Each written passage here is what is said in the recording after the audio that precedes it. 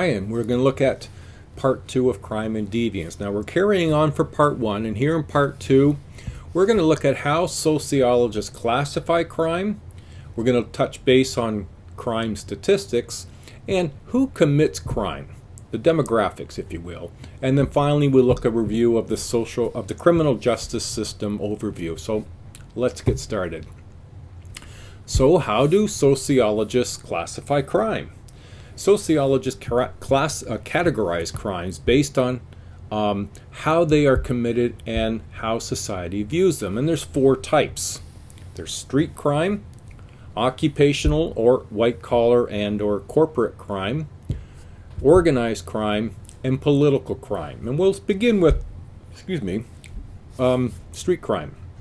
When you think of crime, these are the categories you most usually think of. Violent crime, like murder, sexual assault, and the like. Property crime, break-in enters and theft. And moral crimes, which include prostitution, illegal gambling, and illegal drugs. Just gotta have a cup of coffee. There we go. Thank you for for giving me the opportunity to have a cup of coffee. Occupational. Now, this is also known as white-collar crime, and it consists of illegal activities committed by people in the course of their employment or in dealing with their financial affairs. Some of the key elements here involve a violation of a position of trust in business or government.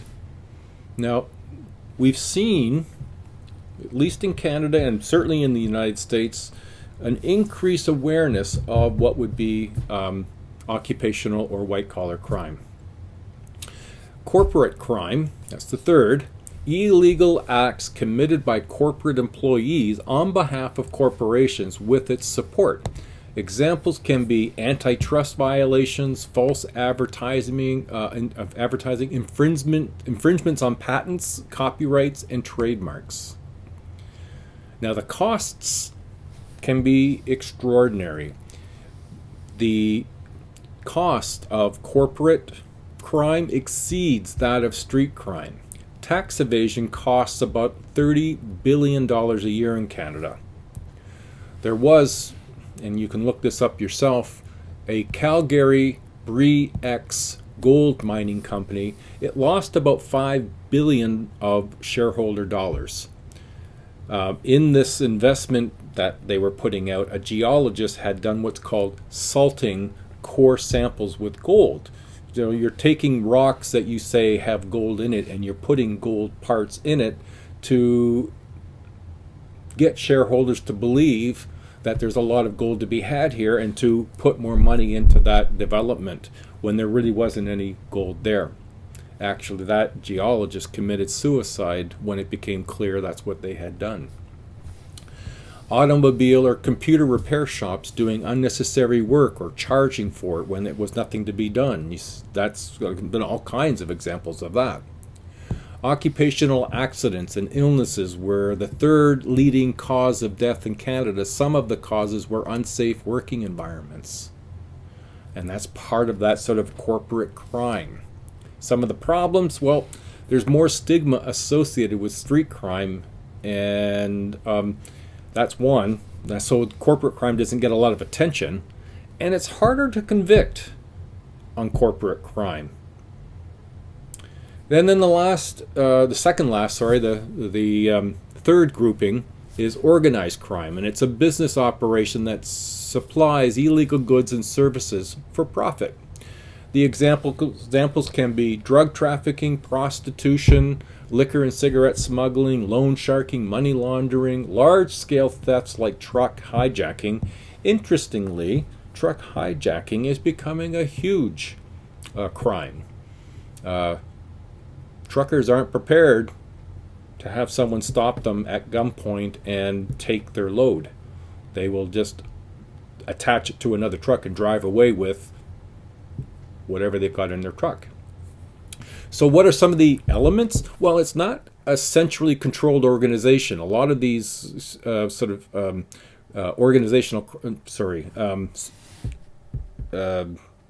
just lost. Where was I? Okay, start again. Some of the elements: it's not a centrally controlled organization. Public demand for cheap goods encouraged the crime. And the deadly nature. Biker gangs in Montreal have resulted in many deaths, so people tend to be shy of sharing too much information. Linked to legitimate enterprises, some of these examples: some terrorist groups use Muslim charities to gather illicit funds for nefarious ends. ISIS and oil sales from overtaken oil fields can be as much as $50 million per month. Huge crime. The fourth grouping of crime is political crime.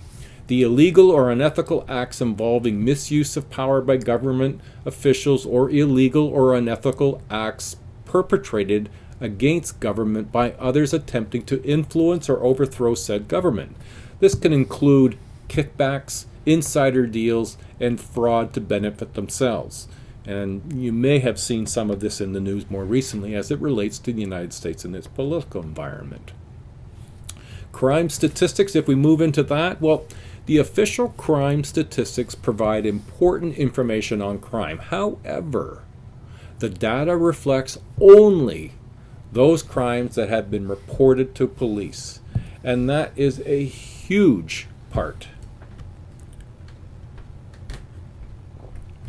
People are more likely to report a crime when they believe that something can be done about it, and the number of crimes reported to the Police Canadian Uniform Crimes Report, that's the CUR, are just the tip of the iceberg when compared to all the offenses that are actually committed. And I'm sorry, I won't remember where I saw this data, but it was reported that, and I believe this was also in a Canadian statistic, that women who are involved, who are victimized in the home by a partner, crime, will wait to report that crime 38 incidences before reporting. And so if the report indicates, let's say that number is accurate, we'll say 30 times, just to round off the number. And you see in your crime report 100 people reported partner violence, husband attacking or assaulting his wife. And let's say that report goes into the police and that she waited 30 other times before making that report, and we have 100 reported instances. That's 3,000 incidents? 30 times the 100. 30,000 incidences that occurred in real life, and only 100 were reported. That is, so the Canadian Uniform Crimes Report, as much as it's helpful, it doesn't really give a picture of the actuality of crime. Now, one of the ways they try to compensate is what's known with as victimization surveys. These are anonymous self-reports of criminal behavior have made researchers aware that the incidences of most crimes is substantially higher than reported in the CUCR, that's the Canadian Uniform Crimes Report. One survey found that less than 31% of all victimization reported by respondents had been reported to the police. That's just amazing to me. And so we can't really know the incidences of crime without having accurate reporting. So what kind of value or additional information can we glean from this? Well, both kinds of statistics. The truer picture of the reality of crime is possible with both the CUCR and with the victimization surveys. The accuracy of the CUCR is greatest for very serious crimes such as homicide, which is almost always reported, or for crimes like auto theft, where a significant loss can be replaced by insurance if the crime is reported. Available statistics do not provide any information about victimless crimes, such as drug use or illegal gambling. They call them victimless, but are they really victimless? Who is more likely to commit street crime? If we look at demographics, what did the statistics suggest about who's most likely to commit street crime? And what are the correlates of street crime? Now, when we talk about correlates, an important note here. Correlates just mean that when a crime is committed, let's say this theft on the street was committed right here. So what are the other demographic related information? It doesn't mean cause. It just means this person happened to be this age, of this gender, of this economic group. But if we look at all crime, we need to look at what other related things occur at that same time, and these demographics are that. So these are correlates. These aren't causes. These are just a picture. So age, that's one of the first and one of the most significant factors. For patterns, the arrests increase from early adolescence, peaking at young adulthood, and steadily decline with age. This pattern reveals that crime is a young person's game. That doesn't mean older people don't commit crime, but the disproportionate number of young people has more to do with it's a young person's activity. People, as they get older, still commit crime, but not to the same degree. Now, this pattern reveals that crime is a young person's game. It's common in all societies where data is available. Why? Well, adulthood is a time of expected, conformity. Also, its simple maturation process seems relevant, that as we grow up, we learn to become more familiar with the laws and stick within them. Now, gender is another correlate. Another one of the most significant factors, most crime is committed by males. That doesn't mean women don't. Men make up over 80% of those charged with crimes. That's charged with. Now, remember, crime is underreported. They are more involved in violent crimes and a majority in major property offenses. However, there is a narrowing of this gap. From 1968 to 2000, the percentage of offenses committed by women increased from 9% to 17%. Still well under men, but women are entering into that field of reported crimes more often now too. A third correlate is social class. Lower class are more overrepresented in arrest and prison admission. And why might this be? Well, is it because they commit more crime or they are more likely to be targeted? And that's a good question. Suicide, alcoholism, mental illness, and drug addiction are more common in lower class. On the other hand, occupational and white-collar crime, costing Canadians much more than street crime, is higher among the middle and upper class. Another correlate we can look at is race and ethnicity. Now, these are U.S. stats. African American and Hispanic people are more likely to commit street crime than others. In Canada, the non-Aboriginal visible ethnic minorities were underrepresented in federal correction institutions. Indigenous people, many studies have shown that they are overrepresented in prison. The criminal justice system, we'll look at that now, and this is looking at the structure and the roles. The criminal justice system includes police, the courts, and the prisons. However, it's not a large, complete, and unified system. Rather, it's a collection of somewhat interrelated, semi-autonomous bureaucracies. And we'll start with the police. The police have a function, and they are the concrete extension of the state to provide social order. Now, when I say state, I don't mean the United States. The state represents government. So the police, they're the concrete extension. They're the hand, if you will, or the fingers of the hand of the federal government to provide social order. Adhere to the norms, the social norms that are formal are laws. This is the extent to maintain peace in the community. They have a broad range: finding lost kids, counseling crime victims, notifying next of kin in fatal accidents. There's a lot of things that they do. So what ties these diverse functions together? First, they have authority.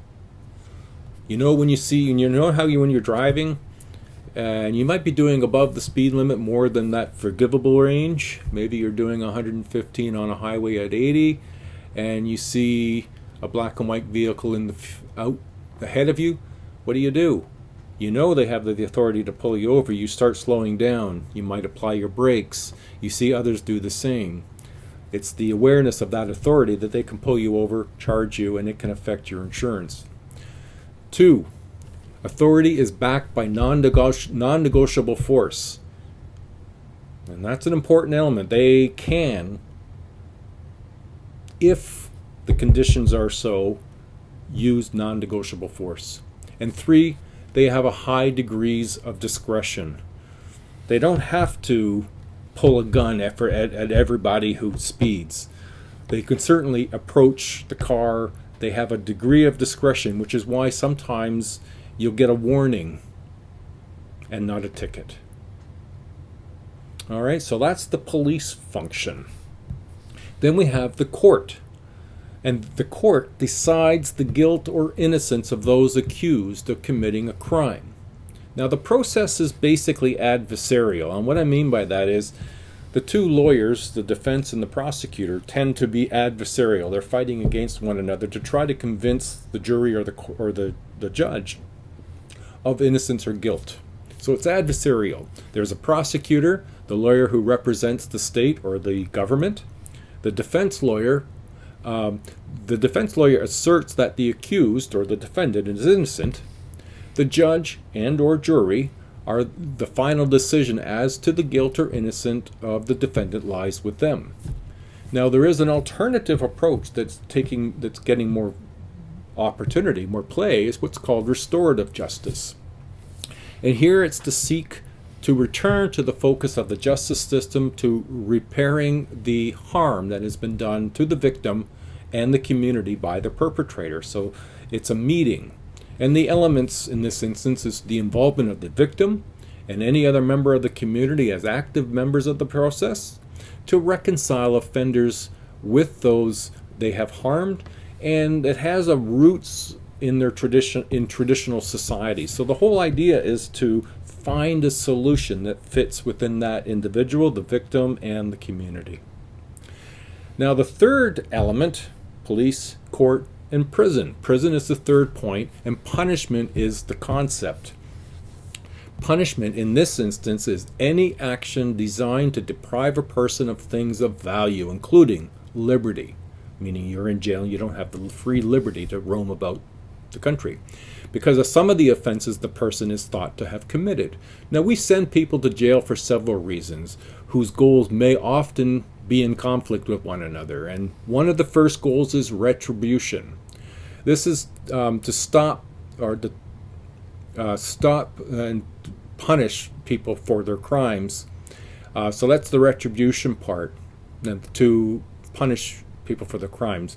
Incapacitation is to retain them from committing more crimes. You can't commit a crime. Well, it's harder to commit a crime from in prison on people outside the prison. Rehabilitation is the third point, and this is to change offenders so they can return to the community as law-abiding citizens. And then the fourth is deterrence. For some, the awareness of jail, prison, instills fear of that punishment to reduce future crimes. I might choose not to do that crime because I don't want to find myself in prison. That's going to affect a good portion of my life. Okay, there's the part 2, looking at an overview of crime categories, crime statistics, and the justice system. I hope this has been helpful for you. We are getting very close to the end, so keep up the good work. Finish to the end of the race. Bye now.